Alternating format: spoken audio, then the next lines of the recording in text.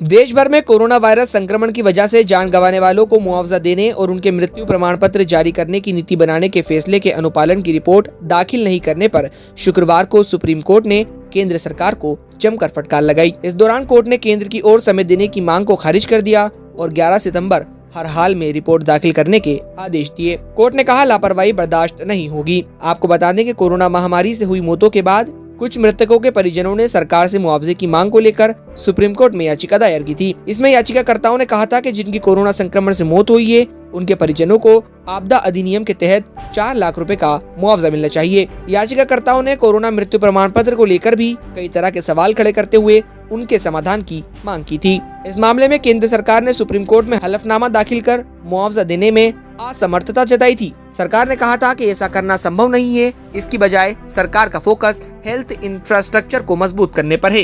केंद्र ने ये भी जानकारी दी थी कि 4 लाख रुपए का मुआवजा किसी आपदा में मरने वाले व्यक्ति के परिजनों को दिया जा रहा है, लेकिन किसी महामारी के वक्त में ऐसा नहीं किया जा सकता।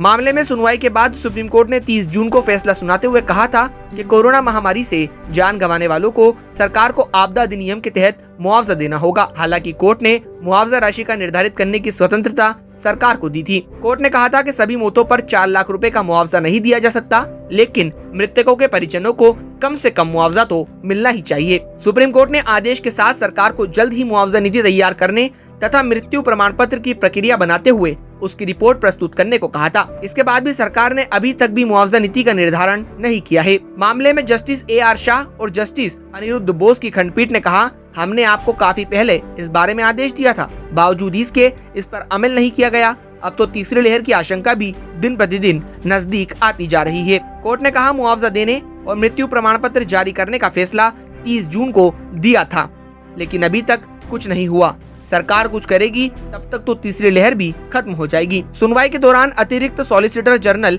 ऐश्वर्या भाटी ने कोर्ट से कहा, हमें खेद है, हम निर्धारित समय पर हलफनामा दाखिल नहीं कर पाए। सरकार इसकी योजना बनाने में जुटी हुई है।